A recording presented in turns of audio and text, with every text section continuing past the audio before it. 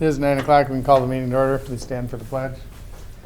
I pledge allegiance to the flag of the United States of America and to the republic for which it stands, one nation, under God, indivisible, with liberty and justice for all.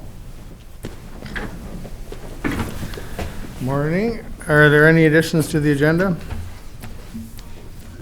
Mr. Chairman, I have one addition. We have a add-on commissioner's vouchers this morning dated 11/23 of 21 for $778.22. I request that be added to the consent agenda, item number 2 under commissioner's warrants. That's all I have, Mr. Chairman. Okay. I'll move the agenda. Okay. Second. Been second. All those in favor? Aye. Opposed? Motion carries. The consent agenda, we have the minutes from November 9th, commissioner warrants, the add-ons, auditor warrants, and hospital warrants. Mr. Chair, I'll move the warrants, the consent agenda. Okay. I'll second. Okay. All those in favor? Aye. Opposed? Motion carries. Nick?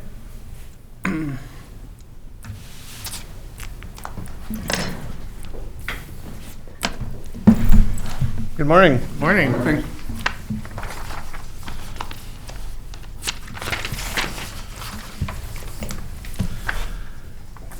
The only thing I have today is a request for a resolution to transfer funds from the state aid municipal account to the regular account.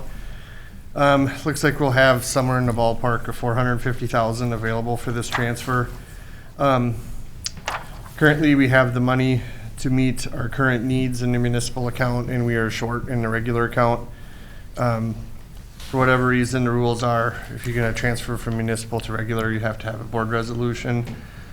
But if you want to spend regular funds in municipal, you don't need a board resolution. So I don't know the history and why that's a one-way street, but that's how it is. If you recall, we got a huge pot of money from 400, well, about this much actually, from the State Park Road account for that bridge in Island. So we don't need that money in our municipal account now. We can use that in our regular, because in our 5-year plan, we're upside down by over $4 million in there. So so this would be a nice start at working on that. So I'll keep track of this on my own separate sheet, so I kind of know, like, if the needs switch in the future, that we should have no problem putting that back, to try to keep things even. So Mr. Chair, move for approval. okay. I'll second. Okay, any discussion? Hearing none, all those in favor? Aye. Opposed? Motion carries. All right, anybody else have any questions for me? Otherwise, that's all I needed today. All right, well, happy Thank you. Thanksgiving, everyone. You bet, happy Thanksgiving. Thank you.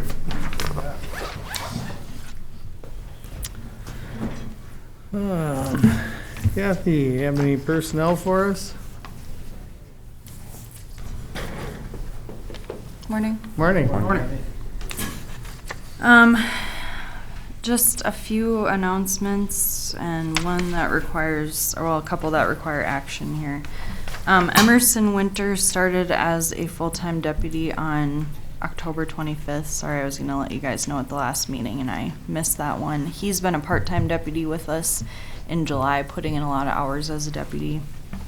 And if you remember, Chris Schultz left in July, our full-timers. So they did promote Emerson into that full-time deputy spot.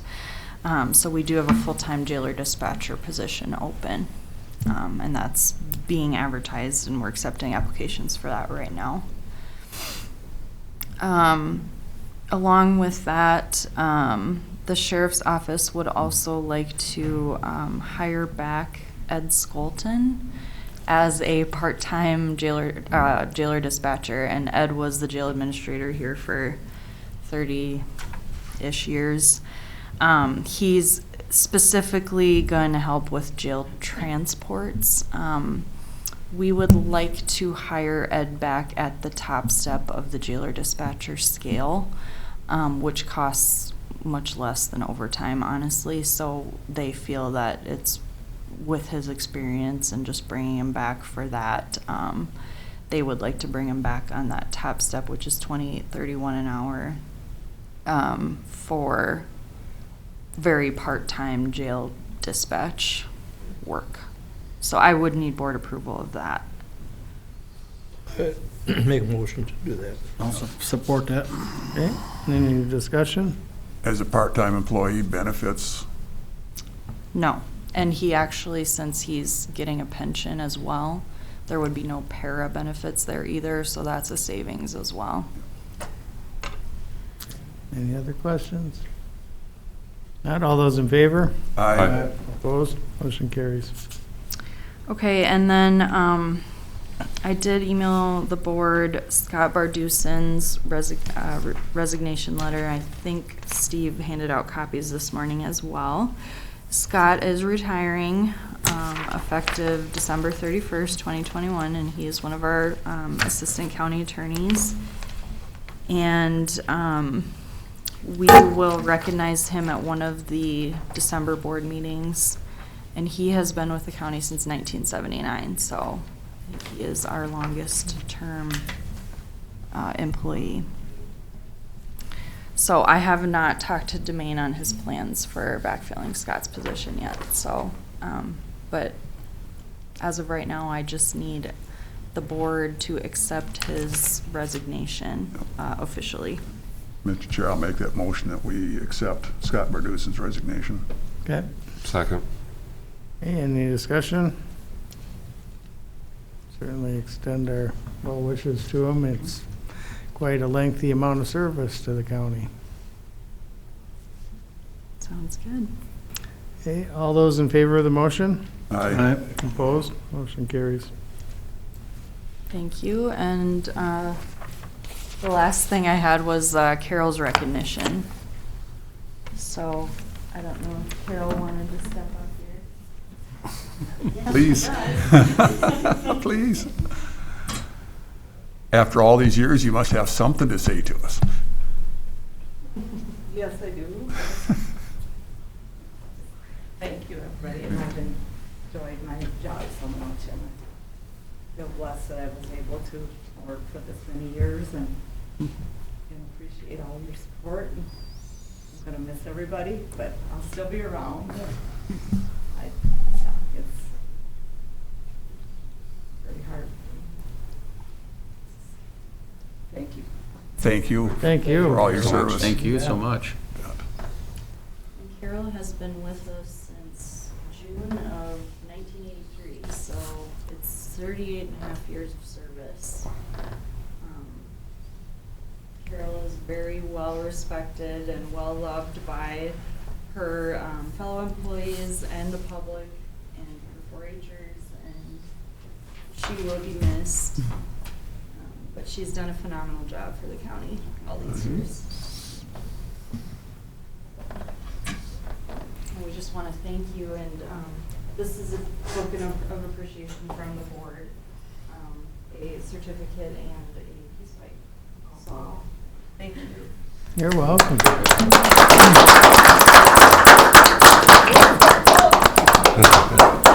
Sorry. Yeah. It's supposed to come apart. Yeah, I know. That's when you smoke it, right? No. Do you want that backdrop, Kathy? You want this backdrop over here? Sure. I have to be here alone. Everybody.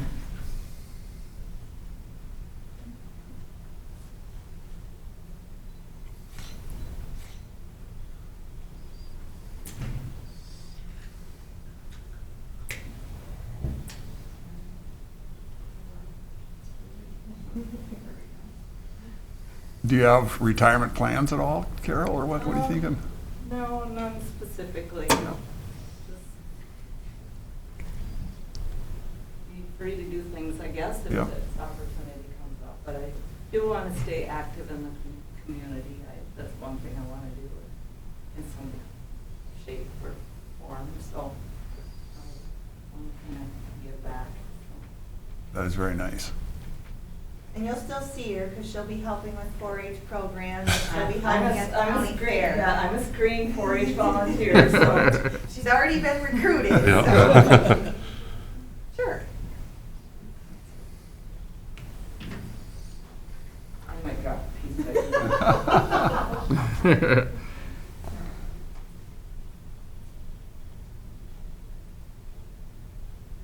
And there will be an open house for people to stop in and wish Carol well next Monday. You're all invited to that as well. The extension is throwing new quarters, so we appreciate organizing that. So there will be some coffee and cake, and stop into the extension office and wish her well next Monday. the 29th. We'll probably have a hard time getting in the building. Oh. 3 to 5:30.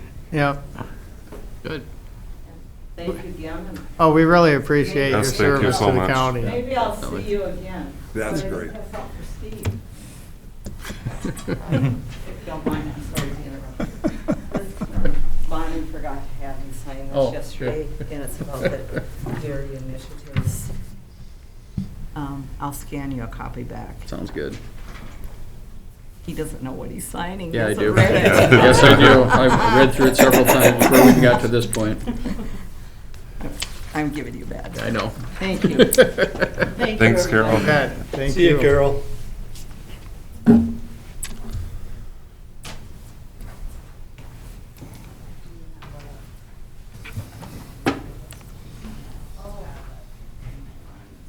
Oh, okay, so.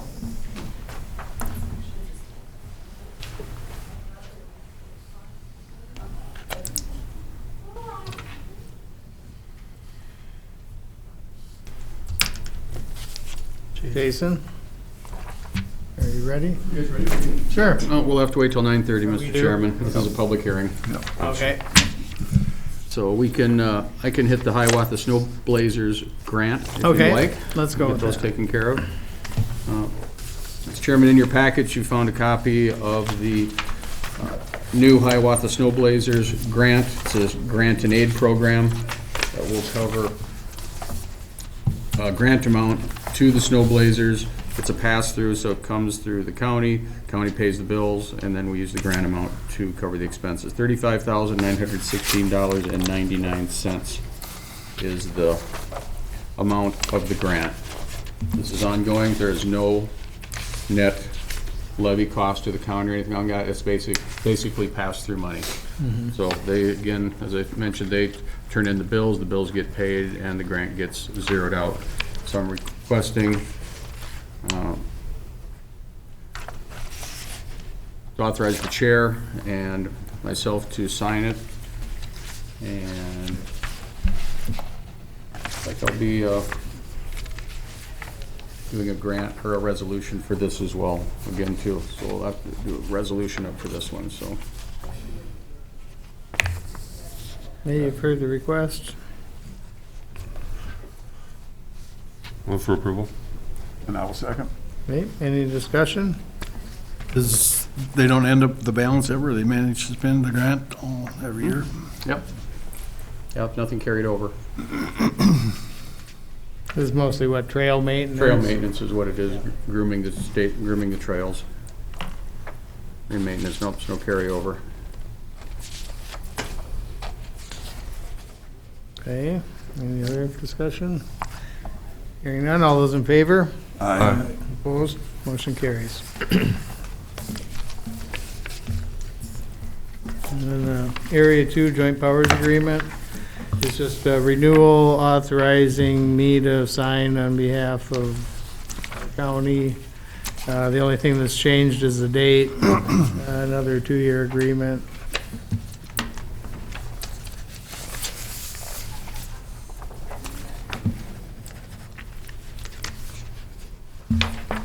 Move for approval. Second. Second, any discussion? Hearing none, all those in favor? Aye. Opposed? Motion carries. And I guess we can recess until 9:30.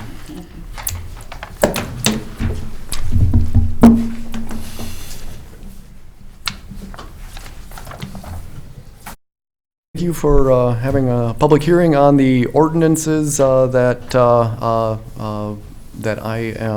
I utilized for my delegation agreement to regulate food pools and lodging, mobile home parks, campgrounds, and youth camps.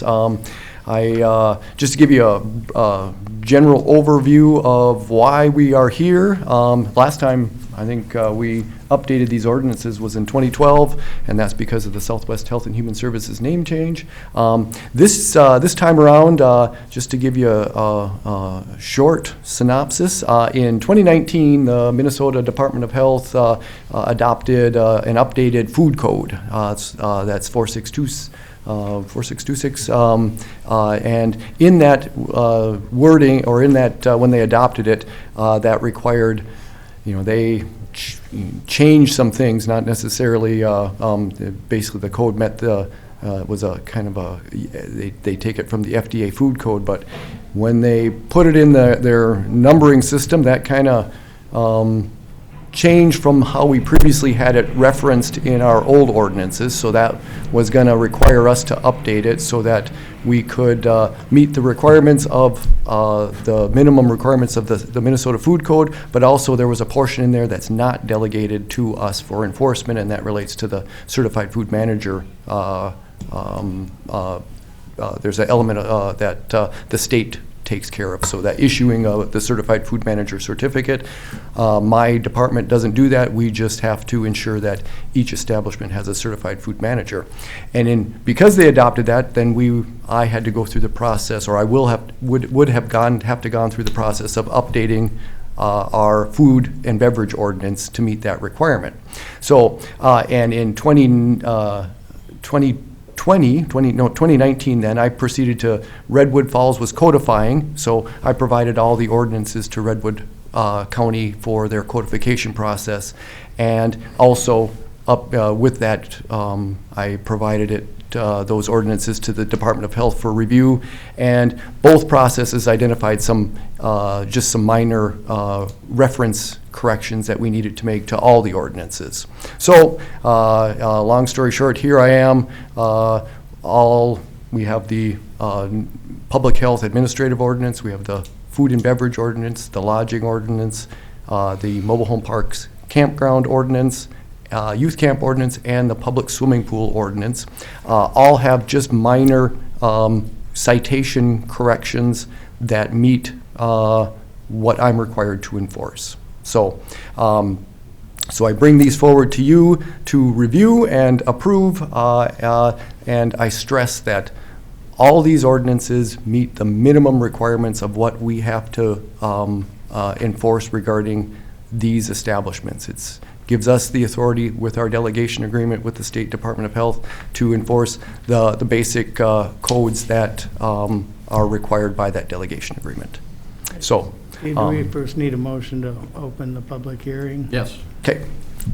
And, yep, so then we'll proceed. So, Mr. Chair, I move that we open a public hearing for Jason Klaus to present the changes to the public health ordinances. Second. Okay, all those in favor? Aye. Opposed? Motion carries. And you provided us here a list of the various changes. Provided you with a list with the various changes, and obviously it was posted in the newspaper, and I also reached out by email to all our licensed establishments in Pipestone County regarding what these changes, how these changes would pertain to them. I received one response from, I think it was the city of Edgerton, and they just inquired was this going to change any of the enforcement requirements? And I responded to them that it was not. It is the basic, we adopt the rules by reference, and it does not change or add any new requirements to what they already do. And they were satisfied with that. I did not receive any other phone calls, and I did not receive any other responses by email. I guess as I went through, it was very minor changes, either in changing the names of facilities or establishments or whatever, or otherwise dates and titles of various people that signed previous versions. The lodging ordinance, there was we just a definition change, or we clarified the definition to, again, make it clear what we enforce on that. And again, instead of establishment, we used facility, and then the definition has what it means, what a lodging facility is. The way I've written these, so hopefully, with any luck, the state occasionally proceeds to, again, update their enforcement rules, and if they implement another change to any of the other rules that we enforce, hopefully, I won't have to come back to you for an updated, to update that ordinance. Hopefully, I've written it so it shouldn't impact the way our ordinances are written. So that's my hope. And again, it's been, again, about 10 years since I was here last. I hope to be, yeah, if I'm retired by the time we have to bring it back again, I think that's a success. So, but, yeah. I'll be old in another 10 years. Mr. Chair, I move to approve the updates to the public health ordinances. Okay. I'll support that.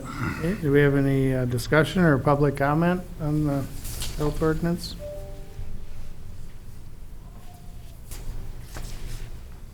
Hearing none. All those in favor? Aye. Opposed? Motion carries. Then do we need to move to come out of to close the public hearing?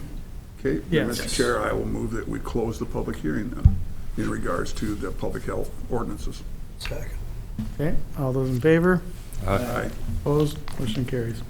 And then Thank you very much. Thank you. I have the ordinances here. They need to be signed by the chair and attested by the administrator. And then I have a summary that I will provide to you to include with the minutes. According to the statute, we can include a summary as part of the meeting minutes, so you don't have to publish all the lengthy ordinances. So I'll provide that to you, Steve. Perfect. And then once they're signed and dated, you send me PDFs, so I have copies of them. Then these ordinances also need to be placed in the auditor's office for review, or for in case someone wants to review them. So.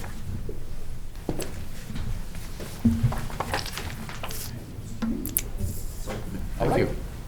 Any other questions? Thank you so much, Jason. Thank you, appreciate it. Thank you. Yep. Thanks, Jason. See you, Jason. Thanks.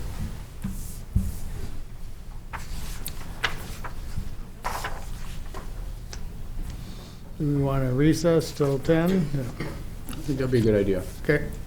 Give everyone time to be here yet.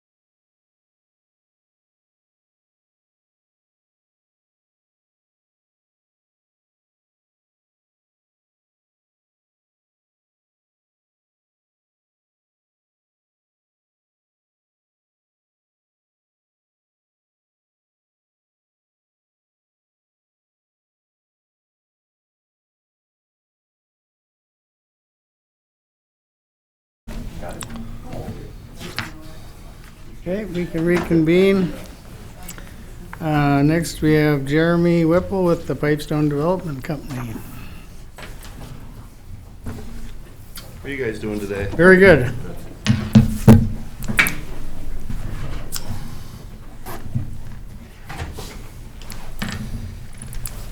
So we got a few people here in support of our cause. I guess, I sent you an email to Steve here with a proposal of, we have interest in the Central School lot and the Southwest Mental Health lot. And I don't know if you have a schedule, if you want to talk about each one individually, or if you just want to get into it and we'll just pick a spot and start, or? Sure, whatever. All right, well, okay, we'll start with the Central School lot. So we have been approached by a local business, which is Hartquist Funeral Home. They would like to acquire the north lot of the Central School. There's two lots, or a south lot and a north lot. And I realize it's a tax forfeiture, and, I got your email about the county really can't sell that property directly. Right. But I also do know that we have acquired stuff through the county. There's other ways of getting it, that the county can transfer that to another taxing agency, which is a city, which runs under different rules. Or the other option is they can auction it off. What Jeff is proposing to do is, I think that building was probably built in the 60s or 70s.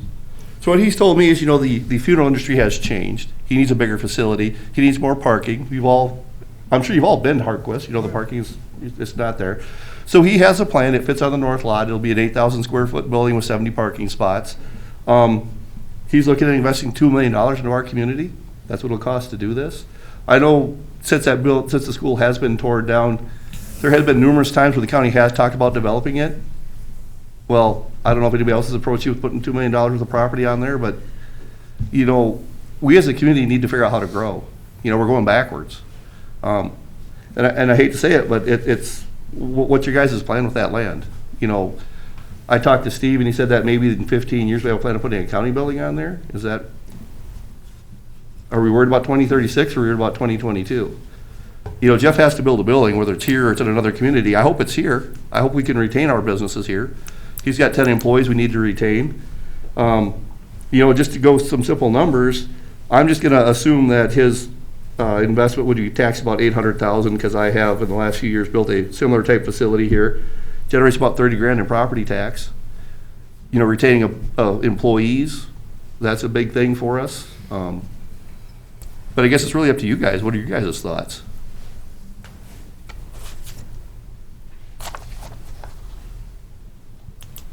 You want to start off? Go ahead. The history on that Central School property has been a couple years. It's been sitting there available now at this point, trying to find out good use on it. And we as a board thought that it was prudent for us to take a look at long-range plan for what we needed for the county facility here. And there was discussion about possibly a new court room because of security issues that we may have to address in the future. And also, we do have other needs here for more office space as well, too. So we're thinking, well, maybe that'd be a possibility for an annex of some kind over there, or maybe a joint venture with the city, because there's been question about the viability of the existing city building. And of course, our water and soil, our extension group and so forth are in that building as well. So that was all some of these moving pieces that we're looking at, saying we're not really sure just where we're at. And I know that, if I recall, you had made a nominal offer at one time for that property. We explained that we can't sell it like that, as you understand now. It has to go through a bidding process. So since then, as things have changed, and you brought up the Southwest Mental Health building. Now the Southwest Mental Health has ended their lease with the county on that county-owned building. And we were led to believe for years that that building was not viable. We thought, okay, when they're gone, we'll push it down and develop that property. That might be a very good residential property. I think I can speak for the rest of the commissioners here as well, too, that once we actually got inside that building, took a look, there is certainly some value in that building for our uses. And as you know, it's been discussed about moving the the water, soil, and the extension into that building. And I think that's a plan that's pretty well going forward. I don't know if it's pretty much been decided that's going to be a good location for them. We have to give notice to the city, a 60-day notice, I believe, if I'm not mistaken, to terminate our lease with the city. Yeah. And there are some areas in that building that do need to be addressed as far as heating, cooling, ventilation, and we do have a proposal being put together for us now by some contractors to upgrade those facilities. So that is, now that has gelled up, it's like, well, we really don't need all of that central school property over there because we're not going to be building that massive a building. Plus, there's been some discussion about if we do need to have more office space or courtroom here, that perhaps we can build it onto the existing law enforcement center that we're in now, that we can just go to the west here. We do have some property between us and the street. Again, these are my opinions at this point. This isn't anything that we've decided as a group. So again, make the distinction between my opinion and the commissioners as a whole. So Okay. with that being said, I believe at this point that we no longer need to sit on that property. I think it's time that we sell that property. Okay. Well, I guess I should have started on the Southwest Mental Health lot then, because that's, I know you guys want to put soil and water and FSA over there. I guess, as a tax-paying citizen, can you justify to me why the county needs to be a rental facility? Why you're using our taxes to move FSA and soil and water to that building? Because what we would propose as a group, and we have a housing shortage in our community, we have a rental shortage in our community. That lot would be a perfect residential lot to build 12 twin homes on. We're talking, we would invest $3 million into the city of Pipestone for those 12 houses. For the city, that impact is, I'm just go off 12 water bills at $100 a month, which is probably higher than that from what I hear. That's $14,400 to our city. 12 houses of property tax at $250,000 a house is about $4,000 a house. That's $48,816 a year in property tax. That will go up as the time progresses. Currently, we collect nothing off that property. Like I said, it's a nice lot. It would work out perfect for twin homes, and we've talked about it. It would be a nice spot for twin homes. Talking to Winter Realty, a house of that magnitude, a $250,000 house roughly, would generate 4 or 5 house sales behind it. So we're talking potentially 60 more houses sold to move stuff up. And I think one of the problems we have in our community is we have a lot of elderly people who have been in their homes for 20, 30, 40 years that won't sell their house, can't sell their house until there's a place for them to go. And so we have a lot of 2, 3, and 4 bedroom houses that are one person living in, that we could get families in our community, which is a benefit to our school. You know, we spent, what, $27 million on a new school? Well, I hope we did that to put kids in it. I think that's why we did it. You know, we spent $23 million on a hospital. We have a really nice hospital. Well, let's get some people here. You know, we can't continue to have our population decline because, you know, as our population declines, we get stuck with an 8.73 tax increase, don't we? That's what happens. So let's try to reverse that and actually build some tax base for our community. Let's get some houses going. And, you know, it was brought up that we do own that herd property. We do, and we're working on developing that, but this makes sense. This is a residential area that is mature trees. If you're an elderly person, it'll be a perfect spot for a more of a retirement type community. We can start talking other things too, you know, economic impact. We talked about this 2 weeks ago. You know, if the average income in Pipestone, Minnesota is $56,000 according to the state, you know, economic impact at $7 a turn at $56,000, you know, 12 houses is $4.7 million of economic impact a year.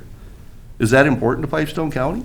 I know it's important to me as a business person. I think all the other business people here could, $4.7 million is a big deal. That's a big number for us. Plus, what are we gonna bring in, you know, on the flip side of those other houses that sell?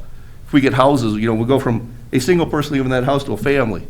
All of a sudden, we have more people. I've heard that Pipestone County is short 200 jobs, if that's true. That's what I've been told. How are we gonna address that? Well, we need to address it by housing. You know, we have other businesses that are looking to expand that can't expand because they can't get housing. You know, these are the issues that face us as taxpayers. I know you guys look at, you know, FSA Soil and Water. Well, they have a building. I realize it might not be the best building, but is that in the best interest of us that pay tax, that we're gonna take that soil and water building, which we could move it. If it's a great building, we could move it. We have property on 4th Street. I brought that up in an email. You know, we could pick it up, move it somewhere else. Put it on 4th Street across from the county shop. You know, if it's such a great building. And I've been told for the last 2 years, because I was at meetings, we talked about building a new Southwest Mental Health building. That building was, you know, I was told it was junk. And now you're saying it's not junk. That's fine. I've been told the city building is junk. Well, I know as a taxpayer that once soil and water and FSA leaves, that there's going to become a burden on the people that have to pay tax in the city because something's going to have to happen to that building, whether we build a new city building, whether we have to remodel that building, whether that building has to be demolished. You know, I think that the benefits or the views of the taxpayers should start coming first. I realize we need all this stuff. And I'm a firm believer, like you said, we need to have a joint building that is county, city, all state and federal facilities at one spot. If we're gonna spend our money, let's do it that way. I think that's the best benefit for us as taxpayers. That would be ideal if the feds would allow you to do that. And I mean, first of all, FSA and NRCS would not be moving into Southwest Mental Health or any other building unless they choose to do something on their own. I mean, we don't have any say over what they do. Well, I know 2 years ago that 2 businesses offered to build buildings for FSA, and then the offer moved to soil and water too, and that never seemed to materialize. So I know that the county does not have to do it. I'm saying, I know that there was 2 businesses that had offered to build, which would pay tax. And my point is why don't we look at businesses that are gonna pay tax? Because to me, I'd rather have somebody else pay tax than me pay tax, or at least somebody help pay tax. I'm gonna pay tax, I know that, but, you know, I don't, as a tax-paying citizen, I don't understand the value of the county being a landlord. I don't understand. I don't understand the city being a landlord either. Not if there's viable businesses. You know, my thought is our government is supposed to do things that we taxpayers can't do. You know, it makes no sense for me to build a road or a bridge or infrastructure, but it makes sense for us to build buildings so you guys can tax it, which generates jobs. There's a huge benefit behind the tax base, and we need to raise our tax base. I hate to say it, but you drive 27 miles south on 75, and they're growing.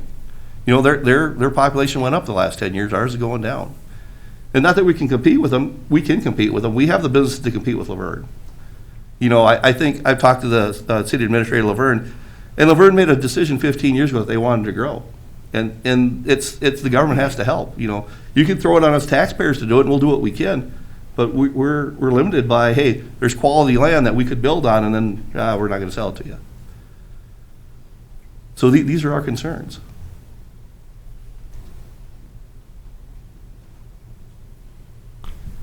You're not saying anything that isn't obvious and that we agree upon. We need growth, we need development, and all of us agree we need growth and development. So, but what you're saying is that you feel that we should not provide office space for the extension service and water and soil? I'm saying that a private business can. Because I know that, like I said, 2 years ago, 2 businesses offered to build them a new building. You know, the city offers them a spot right now. And, you know, so basically, like I said, when they leave that facility, something's gonna happen to that facility. That's gonna be a burden on us taxpayers. You know, this is about taxpayer burden versus taxpayer benefit. That's what this is really about. You know, a private business pays tax, there's no burden on us. If the county owns it, it's a burden on us. So you're saying that you feel that it's not right for the county to provide office space for water and soil and extension? I would prefer that we didn't. I prefer that you didn't. Like I said, from my knowledge, that I know private businesses that offer to do it. And private business pays tax. Steve, the space up at City Hall that's being used right now, who's paying the rent for that? The county. Yeah. Yeah, The I know that. taxpayers are paying the rent for that. I know they are. So we're gonna take that rent, which funds that facility. Yep. And then we're gonna take that rent out of that facility and put it in another facility that we're gonna remodel. So now we have 2 facilities we can pay for as taxpayers, right? And let's talk about it. You guys know what the rent is there? So FSA pays $22,312 a year. Soil and Water pays $12,120 a year. And if we want to throw the extension in there, it's $10,200 a year. So we're talking $44,632 in rent. Is that more important than $4.7 million of economic impact? Is that more important than $48,000 in property tax every year? What you're saying is that the county is paying rent to the Yeah. city, okay? The county owns this property, okay? These are the facts we're dealing with today. We own that property. So you're saying that the county, instead of moving our governmental agencies, whether it be water, soil extension, instead of moving them into a county-owned building, that we'd be better off continuing to pay rent, even though it's one government paying rent to another government, it's still tax money, it's still tax dollars money. Well, FSA is federal money, right? You guys don't pay FSA's bill, right? No. You just pay Soil and Water's bill. Correct, So you're talking the $22,312. Yeah. right. Yeah. All I'm saying is if you build a private business and that rent goes to a private business, that private business pays property tax. That private business will probably pay other things. They'll have maintenance, they'll have people employed. I know the county has people employed. That's great. That's tax burden on us that pay tax. I just look at the use of our community. We only have so much land here, we only have so much developable land right now, and that's what this is about. It's about, if our goal is worried about $44,000 in rent, is that our biggest concern? And I realize that we're paying for it now. I understand that. Whether we pay for it to pay our government that, or we pay a private business person that, to me, the issue is, yeah, we're gonna pay it. We are gonna pay it. Let's pay it to a private company. But that's not my issue. My issue is, are we worried about $44,000? We're worried about building 12 houses in this town. That's where my concern is. You know, FSA and Soil and Water, if they stay there another 5 years, is it gonna be the end of the world? Is that building gonna fall apart? Probably not. You guys tell me it's a bad building. I agree with that. I think Steve needs a better office. I've been in his office. You have a terrible office. Problem with my office. I know it works, but it would be nice to have a nicer office. I don't need a different office. I understand that. And, you know, we're gonna flip the bill on it. I understand that too.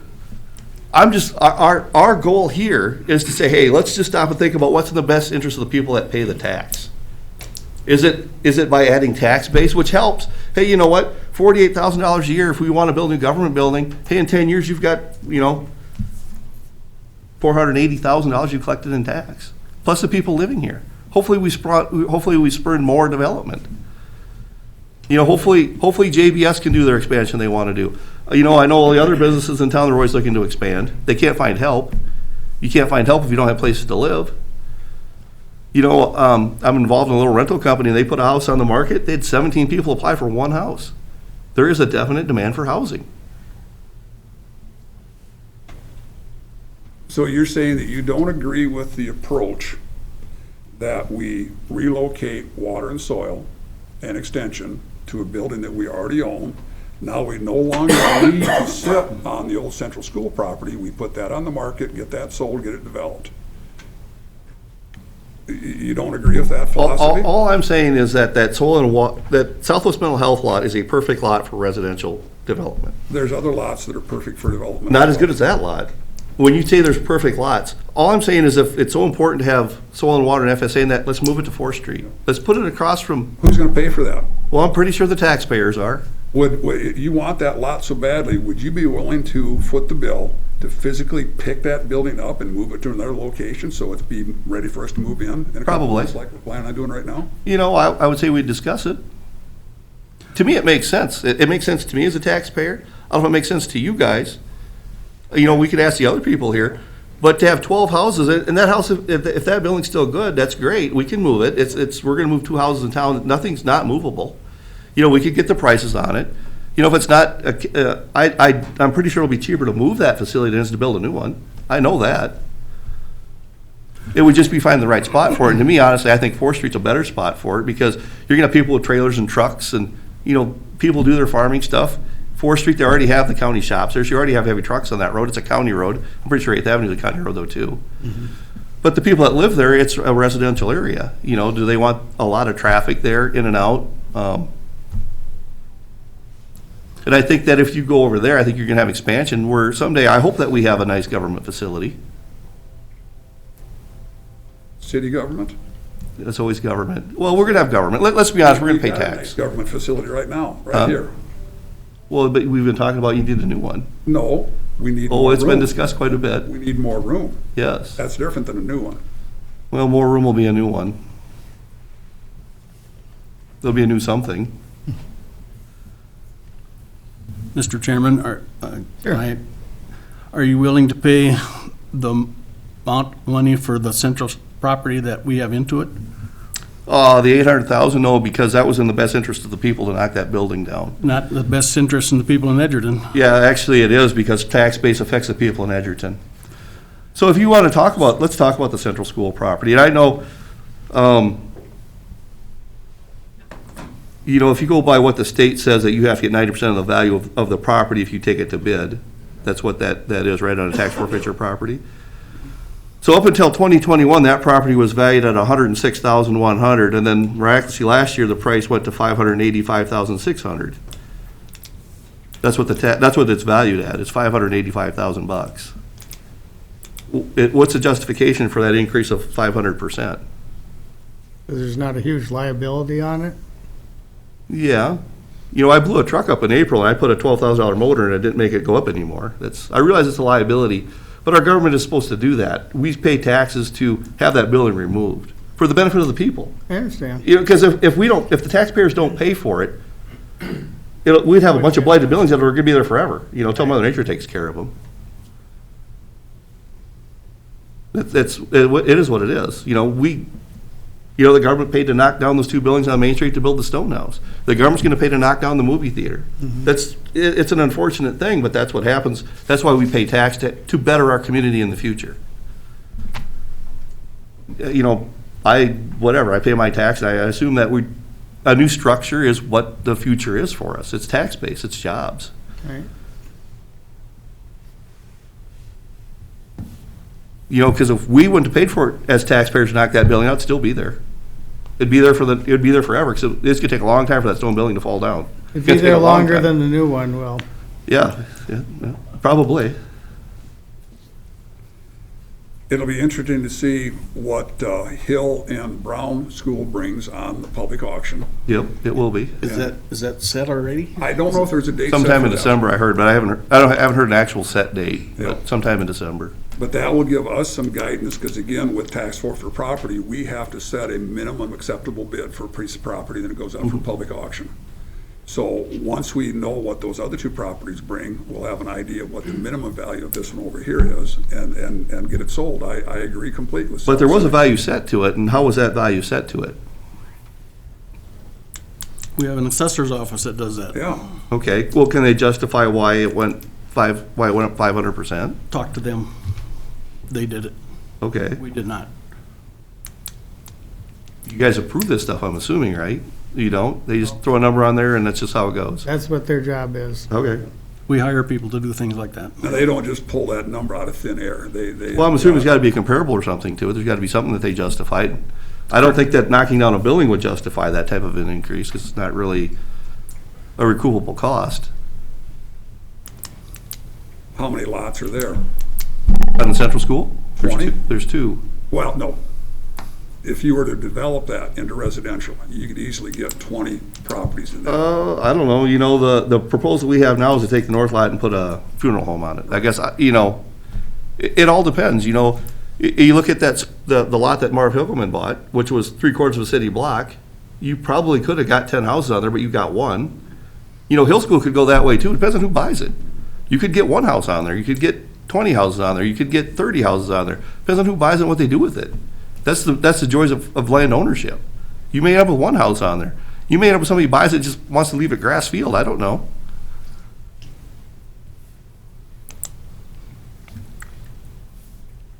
The good thing is that Pipestone County owns it right now. And we do our due diligence to go the correct way to sell it, minimum whatever, and the lawyer has to prove it and all that. And I'm then not again, the opposed to selling, technicality. I'm not opposed to selling that property, but we gotta do it the right way and get the most out of it we can. When you say getting the most out of it we can, is that because I'm gonna be as a tax-paying citizen? To me, it's not about the value of that. That grass is worth absolutely nothing to any of us. With tax base on it, it becomes worth something. Every spot in this land, a $5,000 lot's a $5,000 lot. It is what it is, a piece of grass. Now, if that $5,000 lot gets a tax-free house put on it, if that $5,000 lot gets a $100,000 house put on it, if that grass-free lot gets a $1 million house put on it, what's the benefit to us? The more value we put on it, the more it's worth to us. That empty lot is worth nothing to us. We just mow it, right? It's a tax detriment to us right now. It's in green space, actually, right now. Yes, it is a green space, yes. Some cities require green spaces We to have developers. parks. We have plenty of parks. Yes. Do we have one right here? Do we need one right there? Why not? I'd rather have tax base, because I'm a tax-paying citizen. I would rather have green space sometimes. I would rather that the county never received that property on tax forfeiture and had to spend $800,000 to clean it up. correct. But that's water under the bridge. It is water under the bridge. What the school did 20 years ago is what the school did 20 years ago. I can't control that. I was not on the school board. They probably did what was in the best interest of the school board. They probably didn't care about the taxpayers. At that time, hey, let's dump it for $1. I remember the guidelines where you had to have a plan. There was never a plan submitted. They sold it for $1. It went back to the county, whatever it sat there. It's unfortunately, we paid to knock it down. That's what we taxpayers do. It's gone. And now all of a sudden, hey, we taxpayers would like to put more stuff, we like to retain our businesses, we want to have more employees here, we want to retain our employees, and that's what we're talking about. We're talking about tax base. We're talking about keeping our businesses here. You know, how many can we afford to lose? The sad part is, if I bring this proposal to Laverne, Minnesota, they will say, sir, which lot would you like for free? Sir, would you like a tax abatement? Sir, would you like a TIF district? Hey, your employees want to move here too. Would they like some free lots too? That's the difference between a growing community and a dying community. What do we want to be? Where are we going to be 20 years from now? That's what we need to plan ahead for. Are we going to be, hey, the next census, oh, there's another 200 people gone. Oh, well, whatever. We need some more green space, I guess. So That's where we're going. Your position today then, what you're asking today is that we sell you Central School and Southwest Mental Health Building? That's what you're asking for today? No, what I'm saying is because you can't sell it to me because you told me you can't. That's right. What I'm saying is that we have proposals, taxpayers have proposals to put tax base on to increase our population. And, you know, there's always ways of getting stuff done. There is. When you say, hey, you can't sell tax forfeited land, well, I know you can because the EDA of Pipestone has bought tax forfeited houses from you for $1. And so, hey, I've read the law, and there is a taxing agency such as a county which cannot sell individually, can transfer or sell that to another taxing agency, which is a city, which runs under different rules of selling property. They can sell to a private business. I'm saying you got to look at the avenues that we have in our community. Can you explain that to our county attorney for us, please? Because we've asked him, Maine Sandy, how can we sell this property? And this is what he's told us the rules are. He told you that, but yes, did you ask him if you could transfer it to another entity? Because how did you transfer those houses to us as the EDA? All I did is I went last night and I looked up to the Minnesota Department of Revenue tax forfeiture sale law, and I can read that that's what it says. You're correct. Yeah, there is a difference between tax forfeiture and selling off a piece of county property that's not tax forfeiture. Yeah. Yes, but It can be It transferred could be to other. transferred. Central School is tax forfeiture, Correct. so that cannot be transferred. Absolutely it can. It can be Yes, transferred. to another unit of government. And why would we do that? That's for you to decide. That's the why. It can. It doesn't go into the why, but it can be done. The why, as Jeremy's explaining, is economic development and houses and a business. And if the sheriff's department needs a place to search cars and stuff, we're gonna have to find some other land to do that. We got some right here. If the city and the county get together and build a brand-new building there instead of over there. Yeah, those are always the what ifs. Yeah, And those are decisions that have to be thought through pretty carefully.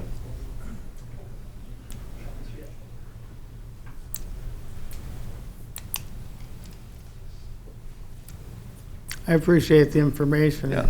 You know, I know that right now I can't give you an offer and I can't buy it from you. I know that. I know what the law says. But I'm saying that as a community, it's time that we get together and start thinking how we grow our community. That's all I'm saying. You know, you have a business that wants to expand. You have a business willing to put money out to build houses in this town to get more people here. That's all we're saying. You know, these people here, we are Pipestone County. Pipestone County is not the government agency of Pipestone County. You guys represent 9,500 people. That's what you represent. I don't care what town you're in, Pipestone, Jasper, Edgerton, Ruthven, Holland, Woodstock, Hatfield, we're all in it together. Anything built in our county is a benefit to everybody that lives here. Everybody. People that leave here is a detriment to people that live here. You know, if there's 100 people here and we have to pay $100 in tax, we all get to pay $1. If we have to pay $100 and there's 50 people here, we have to pay $2. If we get 500 people here, well, then it starts getting fun because then we have to pay 20 cents. We want to pay 20 cents. We don't want to pay $1. We don't want to pay $2. Let's get it down to 20 cents. Rather than you guys meet next year and say, hey, we have to raise your levy 8% because we don't have enough money, I'd say, hey, you know, we can lower our levy 4% because we built some more property and we have more tax base. If you can clarify for me then, Jeremy, so you're saying that you would propose that the county, instead of selling that property as tax forfeit property, setting a minimum bid on it and selling it to the highest bidder, that we should instead that we should sell that to the city or give that to the city? Is that what you're saying? I'm saying that there's an avenue to do that. I'm saying that you have a local business that wants to spend $2 million in this county to build to keep his business here. Sure, I agree, and it'd be great to get that. And you know that tax forfeiture land, if you read what the state says when they give that to the county, that land is given back to the county to be used for the best purposes of the people that live in that county. It doesn't say for the best use of Pipestone County. It says for the best use of the people that live in the county. Why What's should the we best not use try of- to recoup any of our costs? We've got $800,000 invested in that, so why shouldn't we go ahead and Who's sell we? that? Who's we? We, the taxpayers, have got Yes, I'm a $800,000 taxpayer. in that. We're all taxpayers. You guys That's want your right. 800 grand back? Is So- that what this is about? Absolutely. So wait a second. So So- you're saying that instead of us selling that property to the highest bidder and getting what we can back from what our investment is, that we Yep. should give it to the city so the city EDA can go ahead and sell those lots so we can get that developed? I didn't say you had to give it to them. You can sell it to the city. You know, we can give an offer to the city can give you an offer, you can sell it. You know, when you talk about public property, public land, public anything, you know, I'll give you an example. I was reading, you know, we sold 2 aircraft carriers 2 months ago for scrap. They cost us $1 billion apiece. They cost us taxpayers $2 billion to build. We sold them for 2 cents. Should we get our $2 billion back? Because that's what we got invested in it. Or are we going to get our No, we're not. Whatever. You scrap it, you recycle it, you reuse it, you get it back on the tax rolls. It's a little different here. We're talking about tax base, we're talking about job retention, we're talking about businesses. We're talking about moving forward in our community. You know, 800,000, we spent it, it's gone. We build bridges. You tear a bridge out, you don't get your money back for a bridge. You put the bridge in, the bridge says it's life, the bridge gets torn out, you put a new bridge in. What's that used bridge worth? Nothing, you throw it away. That's what we pay our taxes for. You know, to think we're gonna recover 800,000, you think you're gonna get 800 grand for that lot? Not looking for that, no. You think you're gonna get 585,000 for that The county owns an asset lot? over there. Well, actually, it's still, you know, the county doesn't own it, the state owns it. State owns it, yep. So anyway, the county's got an asset over there. We've got a developer who wants to develop it, that's great, let's get it developed, let's get it in his hands. So how do we get it in the hands of the eventual owner? Do we do it by putting it out on bids and selling it to the highest bidder? Or do we do it by selling it to the city and having the city develop it? Is that what you're saying? That's our choice? Well, I'm saying that you 5 are elected to make that decision, not us. We just get to bear the brunt of whatever decision you make. That's all we are. We get to pay the tax, whatever decision you make. You know, if you do nothing with it, we get to keep, you know, it's not a benefit to us. That time has come and gone to do nothing with it. We've already done our due diligence Yeah. by cleaning it up and investigating what avenues there are. Would you propose, what was your offer on that property here 2 years ago? $80,000. $80,000. $80,000, Yep. okay. 10 cents on the dollar. Yeah. 10 cents on it. I sold 5 acres in the city of Pipestone last year. 5 acres. What did we get for that? I don't care. What do you mean you don't care? It was an empty lot that the city used. What did we get for it? What's irrelevant